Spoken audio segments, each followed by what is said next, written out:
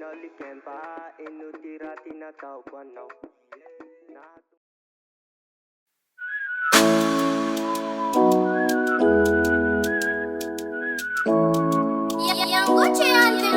Falhou, lhe falhou, tipo limpeu, falhou, de mumba, ai, lhe falhou, fazio na manau. Loic inutira tinatawag ano. Nahatonga anao nahasaky namitakina anao nizao. Zao nanome fitiava nanantena mba tsy oravalie. Nofinofiko manjaky izay nifindrisy ny tiano tantara. Namiako anao paradisy fa iamo analisa. Zao tsy manatapitsisa sady tsy sipifeo aleko mikisa. Namiako anao paradisy fa iamo analisa. Zao tsy manatapitsisa sady tsy sipifeo aleko mikisa. Kavitao raty anao zao kavitao Kavitao fa zao fa tsy ho namanao Kavitao fa zao lineny fafay. Tiatsika tsy anjara le ohatrano amizay. Fayao le fayao tsy polimbo fa fayao. Ty miomba ay le fafao fa zao fa tsy ho namanao. Fayao le fayao ty polimbo fa fayao. Ty miomba ay le fafao fa zao fa tsy ho namanao. Mampatafy fitiava sa miaraky tafa te miara miketrike.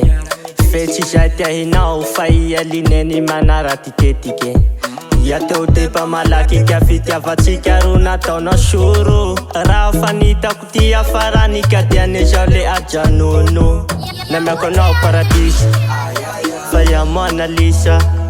Zao tsy manatapitsisa sady tsy sipifeo aleko mikisa. Namiako anao paradisy fa iamo analisa. Zao tsy manatapitsisa sady tsy sipifeo aleko mikisa.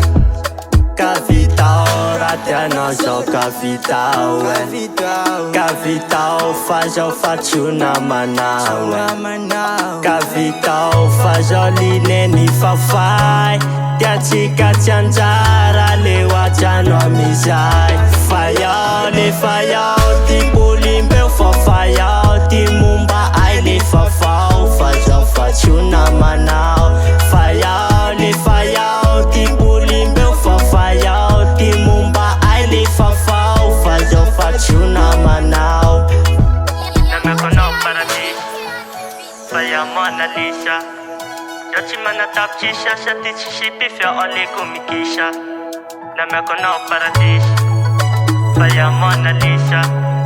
Zao tsy manatapitsisa sady tsy sipifeo aleko mikisa. Fayao le fayao ty polimbeo fa fayao. Ty momba ay le fafao fa zao fa tsy ho namanao. Fayao le fayao ty polimbeo fa fayao. Ty momba ay le fafao fa zao fa tsy ho namanao.